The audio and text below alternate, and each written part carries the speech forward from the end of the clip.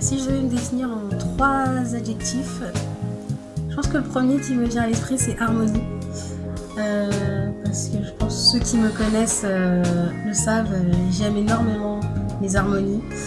J'aime le mélange des voix, des voix, des accords avec la guitare. C'est peut-être pas pour rien d'ailleurs que je joue de la guitare, parce que je peux entendre plusieurs sons à la fois. Et ça fait vraiment partie de moi. C'est ma touche, on va dire, entre guillemets, personnelle. Après, le deuxième adjectif, ce serait authentique. Je pense parce que les textes en fait que j'écris en général sont des textes qui me concernent, ou qui concernent ma vie d'une façon générale, ma vie en relation avec les autres, en relation avec Dieu, en relation avec l'univers et tout ce qui m'entoure. Et voilà, donc en général je suis plutôt authentique dans mes textes.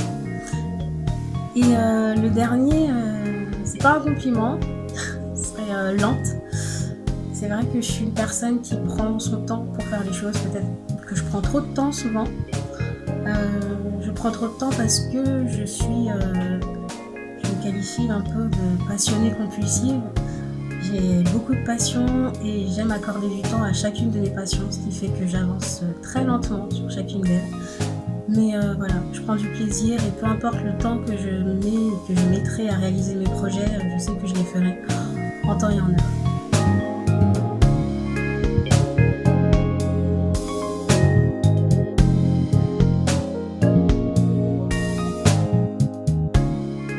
Je pense que c'est un rapprochement assez juste avec ma chanson. Étant donné que c'est une invitation à ne pas avoir de regrets. Et le fait de faire confiance à Dieu, c'est vraiment quelque chose qui permet justement d'aller au-delà des situations de la vie. Et dans le refrain, je dis justement de laisser aller le passé et de se concentrer sur l'avenir. Et c'est aussi un peu ce que Dieu nous demande de faire, hein, c'est de lâcher prise, de ne pas s'inquiéter pour l'avenir, parce que justement, il a tout entre ses mains. Et alors que quand on n'a pas cette foi, cette espérance, on a souvent tendance à repenser, à ressasser les choses, et les regrets après grandissent dans le cœur, et on sait très bien où ça peut mener. Voilà, ça peut mener à des états de déprime, de dépression, ou plus grave encore. Et vraiment d'avoir cette foi et cette espérance, et on a cette libération finalement face aux regrets qu'on peut avoir dans la vie.